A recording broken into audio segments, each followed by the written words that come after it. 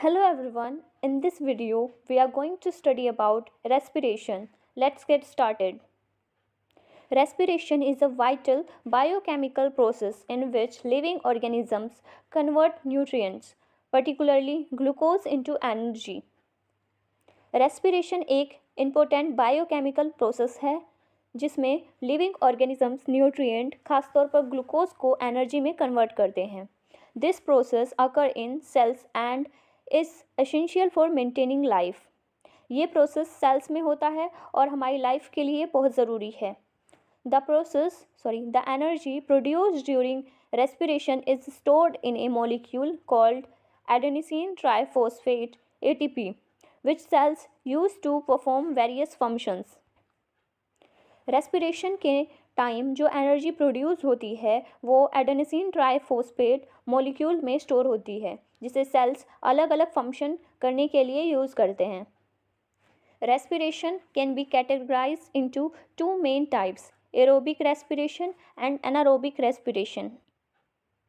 Respiration दो main categories में divide किया गया है, एरोबिक रेस्पिरेशन और anaerobic respiration. So first of all, aerobic respiration. This type of respiration occurs in the presence of oxygen.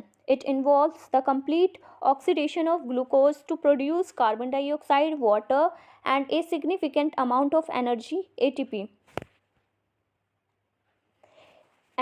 Aerobic respiration ये एक type का रेस्पिरेशन होता है जिसमें ऑक्सीजन की ये प्रोसेस ऑक्सीजन की प्रेजेंस में होता, जिसमें ग्लूकोज का कंप्लीट ऑक्सीडेशन होता है, जिसमें कार्बन डाइऑक्साइड, वाटर और काफ़ी ज़्यादा एनर्जी यानी कि ATP प्रोड्यूस होते हैं. The overall equation of aerobic respiration can be summarised as glucose plus oxygen, carbon dioxide plus water plus energy, ATP. Aerobic respiration का ओवरऑल इक्वेशन कुछ इस तरह से है: glucose plus oxygen, carbon dioxide plus water plus energy, ATP. Now second point, which is anaerobic respiration. This type occurs in the absence of oxygen.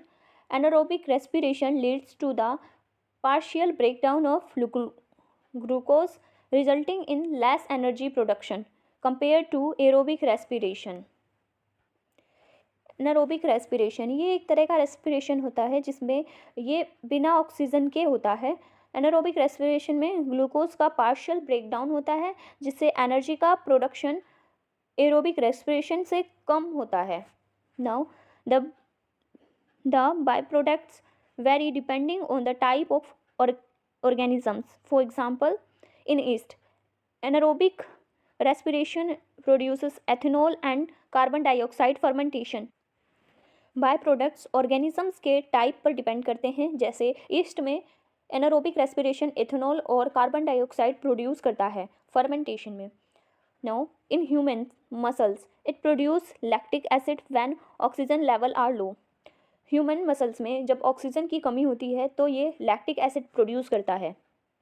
Now, respiration rate. The respiration rate refers to the number of breaths taken per minute by an organism. It can vary significantly based on several factors, including age, activity level, and overall health. Respiration rate का मतलब है एक organisms के द्वारा एक minute में लिए गए सांस के नंबर्स, मतलब वो कितना सांस लेता है. Now for example, a normal respiration rate for adult typically ranges from 12 to 20 breaths per minute. For examples, adults का normal resting respiration rate आमतौर पर 12 से 20 breath per minute होता है. During exercise, the respiration rate increases to supply more oxygen to the muscles. Exercise के दौरान respiration rate बढ़ जाता है ताकि मसल्स को ज़्यादा ऑक्सीजन सप्लाई किया जा सके.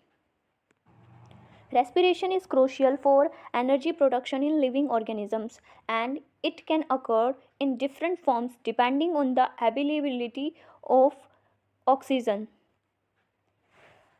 Respiration लाइफ के लिए एनर्जी प्रोडक्शन के लिए ज़रूरी है और ये अलग अलग फॉर्म्स में हो सकते हैं ऑक्सीजन की अवेलेबिलिटी के हिसाब से. The respiration rate is an important physiological parameter that reflects the metabolic state of an organisms.